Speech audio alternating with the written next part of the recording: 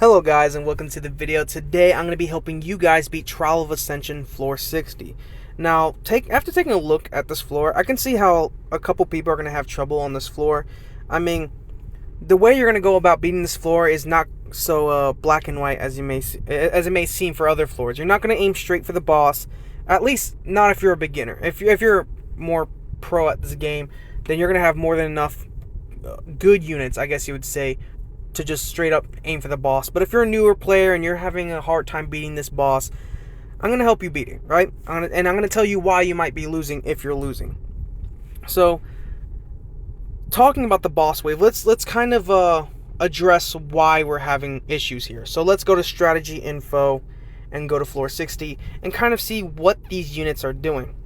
So one, we have a very famous unit here, which is Vertihile, however you like to pronounce it, which, if you've been playing Summoner's War for any more than a day, he's a very popular unit because he's used for boosting turns, boosting the attack bar on all allies. He does so by placing critical hits, and every time he does land a critical hit, he'll boost the attack bar by 20% for every critical hit. And he has tons of multi-hits, so you're getting anywhere, I believe it's 40 pretty much for each skill. Yeah, you're going to get like 40% attack bar for Vertihile even taking his turn. So he's going to help boost all of his allies' turns tons. And then Cadiz is going to reduce your attack bar. So you're going to kind of see that the theme is, while the Verds, the fire vampires, are going to be boosting the turns of their allies, they're also going to prevent you from taking a turn. So again, if we read this passive, he attacks leave a branding effect that lasts for 2 turns and heals all allies for 30% of the damage dealt. Also absorbs the attack bar of the enemy by 20% with each attack. If the enemy's attack bar is depleted, your attack bar increases by 20%. And this is a passive, so it doesn't matter what skill he uses this on. And if you think that immunity is going to work against this, his first skill has a strip.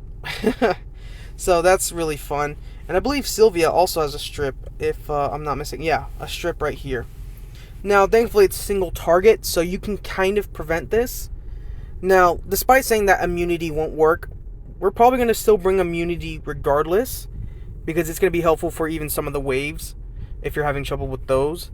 But the theme here seems to be attack bar manipulation. The team is boosting their attack bar while also reducing yours, and leaving a branding effect. So you're going to be able to take, or you're going to take, tons of damage. So, how are we going to beat this? Let me show you. So, as for most floors, I believe attack bar reduction is going to be really big here. And I'm not just saying CC in general. I mean, CC in general does help, but I think attack bar reduction specifically helps here. Units like Lapis can work here.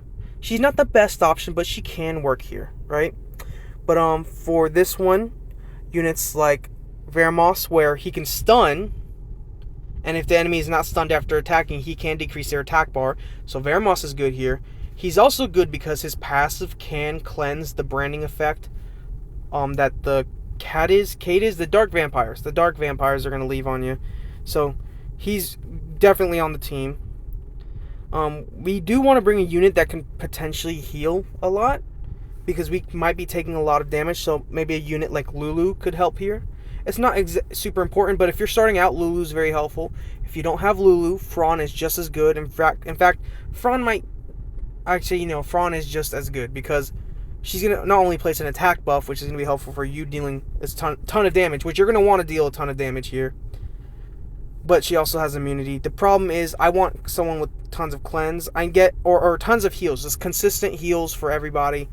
And while Lapis is good at that, or not Lapis, but Fran is good at that, I think Lulu just loves to if I could say it, shit out tons of heals. So I'm going to go with Lulu.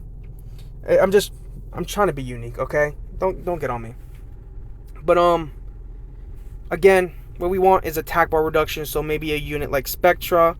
I'm going to use Charlotte in this because I think Charlotte's going to be fun. Plus, she has a stun. So we have her stun. She decreases attack speed. And then she does reduce attack bar. Also places glancing, which is going to be helpful for the Vertihiles. Because remember, those Vertihiles, they deal damage, or they increase attack bar based off of those critical hits. Now, if I can go to the monster collection real quick. You can search for monsters that do glancing hits in here. So we're going to go all the way to where? Right here, the check mark right there. And you'll find a list of units that do glancing. So Tyrant is a really good unit. He does glancing on a skill 2, so we might as well bring him. But there is a list of units. So Shannon does do that. I do have her, but she has glancing skill 1. So you want an AoE glancing, so we can bring Tyrant. So why not? Let's bring those units. So let's build our final team, I guess. So I think this is a pretty decent team right here. I mean, we have glancing on 2 different units, which is going to be helpful for the Vertiheals. The Vertiheals aren't going to be able to boost attack bar, or at least not as often. I mean, unless they resist both glancings. But we have consistent heals. We have cleanse on both Veramos and Lulu, and we have damage because Charlotte is also built on damage. She's built on damage. Tyrant has damage. And then Veramos and Spectra, while they are tanky, do damage based off of enemies' max HP. I think we're good. And as we go through the waves, you'll see exactly why these units are super good. But here are their runes. Here are their artifacts. The artifacts aren't really anything. But, there you go. There are their runes. Let's go to Lulu. Lulu, I think, is still some beginner runes, ain't he? I'm going to be so ashamed if he has a blue rune. Okay. Oh, thank God. Here's Spectra. There you go. Pause the video or slow it down, because I know there's the playback speed. If you would like to take a longer look at these runes. There you go. And then there's Tyrant. So let's hop into the fight. Okay, so here we are, Wave 1. The notes I put down for Wave 1 is to bring immunity to prevent the attack bar reduction from the Harpoos. The Harpoos on their skill 3 will attack all enemies 6 times, which will reduce their attack bars. So if you don't have any type of crowd control, which you should, but if you don't, if this is literally like day 1 for you, immunity, like from Fran or Lulu, should work here. But you can also bring crowd control. Crowd control works. If the enemy doesn't move, it doesn't matter what they do, because they're not moving. But the brownies are also kind of a scary thing, because they can put your enemies or your allies to sleep. So that's why I say bring immunity. So we're going to put immunity just in case. And we're just going to do this. Boom. Keep reducing their attack bars. We do not want them to move at all. Kill. Maybe. And we're going to use our first skills, because I want to let my skills reset and cool down and all that stuff. So that's what we're going to do. We were going to beat this. I mean, I think most people will beat this stage. So in Wave 2, I say bring attack bar reduction units to prevent the Jack-o'-lanterns from proccing their passive. With the Jack-o'-lanterns, the way they work is that their passive, states this. I believe it's something about if they end their turn without attacking an enemy, they will place a shield on them or all allies or something like that based off of HP. So if you're struggling to beat them because they just have too many shields, then don't let them move. It's the same thing. I mean, I know it's a pretty basic answer, but we don't need to use immunity. But if you don't let them move, it doesn't matter what they do. So we're going to stun them potentially with Charlotte. It didn't quite work, but there we go. And we're going to first skill our way to victory.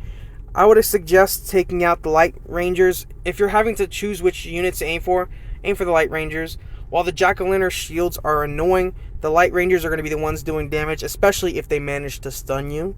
So aim for the Light Rangers, then the Jack-o'-lanterns. But boom. There we go. Now here we are in the final stage. Now, unlike the waves, the final stage can be pretty scary for a lot of people. In my opinion, we're going to aim for the Dark Vampire, then Vertiheal, which is optional. You might not have to aim for them, but I would recommend aiming for them if you're starting out, just to be safe. You don't want to have to come all this way just to lose. So, a couple notes. Like I mentioned earlier, you're going to bring the glancing hits for Vertiheals. We do not want them boosting turns.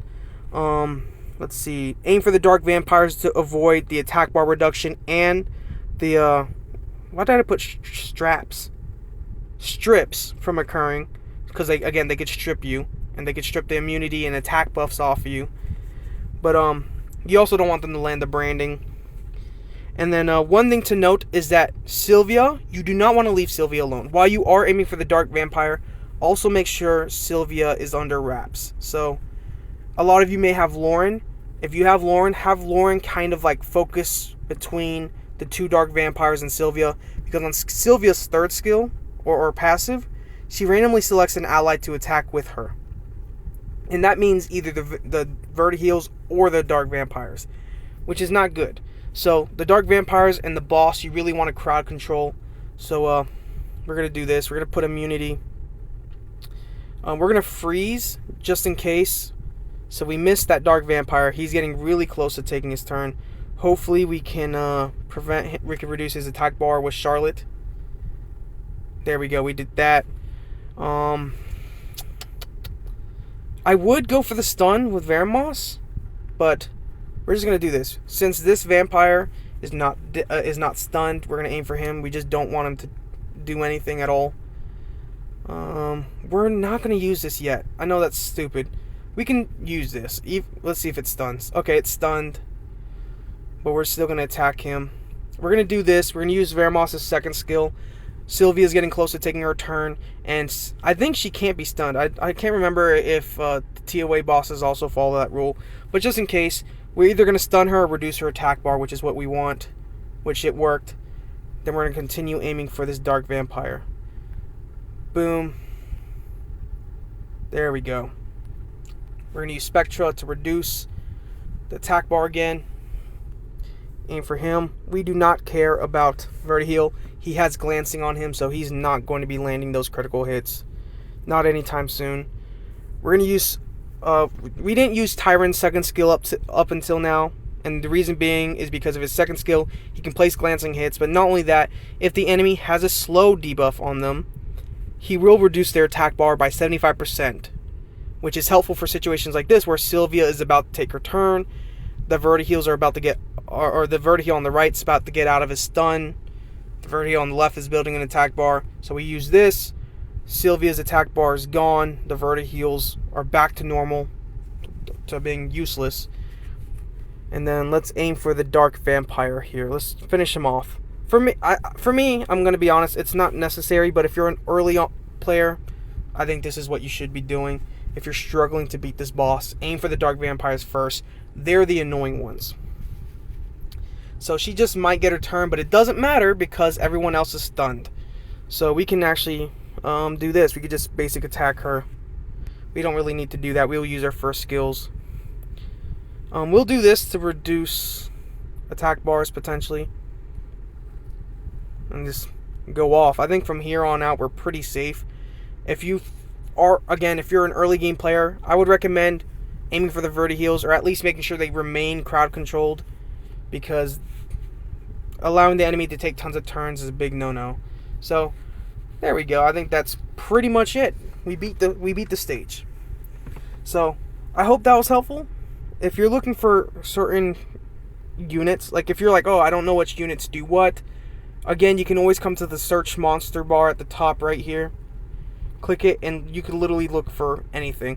You're looking for attack bar reduction, enemies attack bar down, right there, boom, and it'll bring up a list of units that do it. And I mean, yeah, but don't aim for units like this. I mean, Bella Dion is good, but she's not good for attack bar reduction. I mean, it's kind of like a bonus, right? But literally, it has everything you need. So I hope it was somewhat helpful. And I'll see you guys on the TOA 70 video, I guess. But until then, I hope you guys have a good day, and good luck beating TOA 60. And if you were following along with me, congratulations. Have a good day, guys. Peace.